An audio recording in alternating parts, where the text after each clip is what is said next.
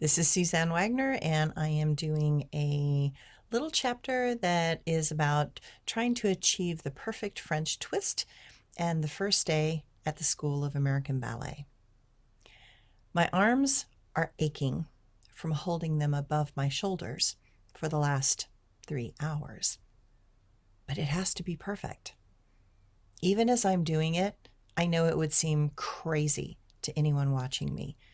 Yet I cannot seem to stop.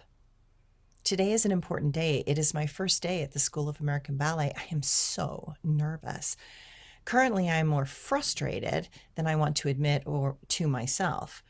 For the last 3 hours, I have been trying to make my hair into the perfect New York City Ballet French twist. This style is the symbol of the SAB students and Balanchine's preference to elongate the neck and accentuate the beautiful lines of a ballerina's body. After all, her head is supposed to almost float above her body, but it also must be proud, strong, elegant, long, and beautiful. The French twist helps create that illusion for the ballerinas, and I am bound and determined to walk in with that look. I want to show everyone that I belong there and that I am one of those very special young women that is destined to catch the elusive gold ring of being a Balanchine ballerina. In ballet, everything is an illusion, but because of that, presentation is everything. One has to look the part in order to get the chance to play the role.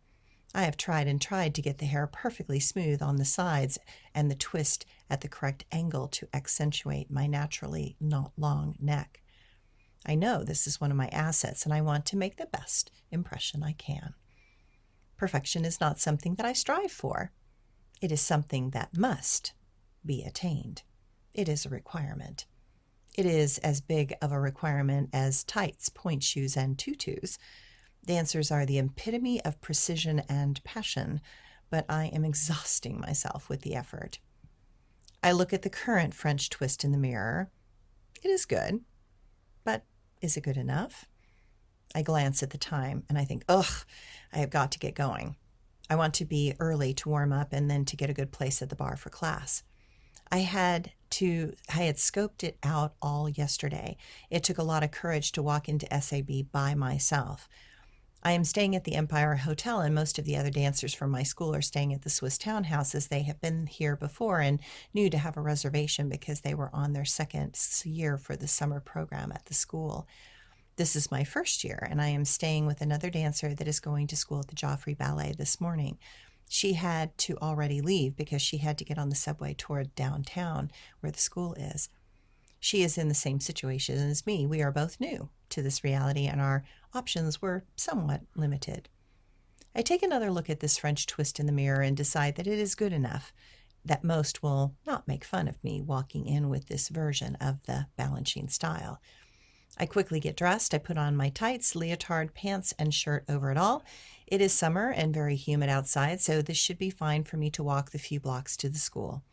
I stuff my leg warmers, ballet shoes, point shoes, dance skirt, and other small essentials into the bag, making sure that I have my sewing needles, thread, ribbons, and elastics for my shoes should I need them.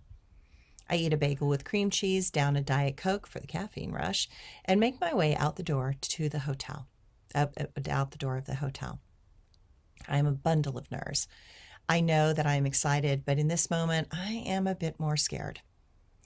I do not know what to expect, but I do expect everything to be very different. I know that I have to act like I am totally comfortable. Ballet is, after all, an illusion of grace, with the mindset of professional athletes with tremendous grit. I make my way across the street to Lincoln Center and take a look longingly at the dream. I have to perform there one day. It is the bastion of art in America. The chance of dancing on those stages would be a pinnacle of success for any performer, and I sigh, thinking, perhaps one day. I make my way a few more blocks, and I can see the other dancers now also making their way to the school, each one filled with the same dreams as me, each one talented, hopeful, beautiful, and perfect expressions of a budding ballerina. My heart sinks. I can clearly see that I am one of many. I quickly recognize that I will have to find a way to shine differently. I have to find a way to allow the unique qualities within me to come out so they can be seen and recognized. Ballet is an art. It is an art of perfection and an expression of hopeful human potential reaching beyond the form and to touch something infinitely vaster than one's own personality. Sounds of excitement fill the air. There is giggling and laughter that hides nervousness. I smile pleasantly and feel into the bubbly energy that is such youthful exuberance. But I don't feel like them, though I pretend to. I feel more intense and focused than they seem to feel, but I play along and watch as the elevator doors open, and I realize that this is a curtain opening up to a very new life. If I can manage to keep my footing, act with grace, and spin with abandon and joy. These studios are my new stage, and I am excited to discover new ways to move, new dance sequences, and new skills to practice.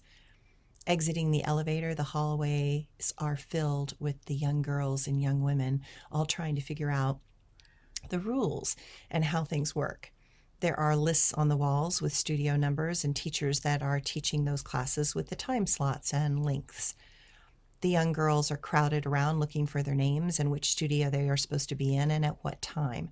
There is a lot of polite pushing and shoving. Eventually, I get to a place where I can read the names and I can see that I'm to be in a class with Suki Shore, promptly for a class that is to sort us first by age and then by ability so they know what group they want to place us in. I move quickly to that classroom because the rooms are easy to find and I want desperately to get out of the hallway. It feels a bit too claustrophobic for my taste. Relieved, I walk into a huge studio to see about 15 young women already in the space, putting on shoes and skirts, leg warmers, and warming up. Most are looking in the mirror at how they look. Dancers are very self-focused. I go to my favorite spot at the bar. It is my favorite spot because no one wants the corner. I happen to love the corner. Most girls fight to be front and center in the face of the teacher. I don't like that kind of pressure. I prefer to be less obtrusive and less obvious. I had decided a long time ago that a person can see me from anywhere if they want to. I do not like the constant jousting and jostling of egos to get certain positions at the bar or at the center. I put on my skirt, shoes, and leg warmers, then start stretching. It's a great way to calm the nerves down, and the ritual of it is very soothing. Suki Shore comes in and is all business. She explains that this class is for her to make sure that we are in the right groups for our abilities and our age. She said that most will remain in this particular group, but some might move up or down depending on abilities. She starts the class, and as expected, she is walking around the whole room, and no one is not fully inspected and looked at with her keen eye. We all know she was a principal dancer with New York City Ballet, and her assessment will matter greatly. After that class, I am to remain in that class, and only a few go to a lower class level. I feel relieved. At least I fit into that group. After the class, I peek into the windows of other classes, even though the doors are closed, and those classes are also doing evaluations. I was beginning to learn that being a ballet dancer would require constant evaluations throughout my life. Those that knew would make decisions about each dancer's ability and their potential continuation in a company, elevation to a higher position or role in a company, or their release and firing from that company.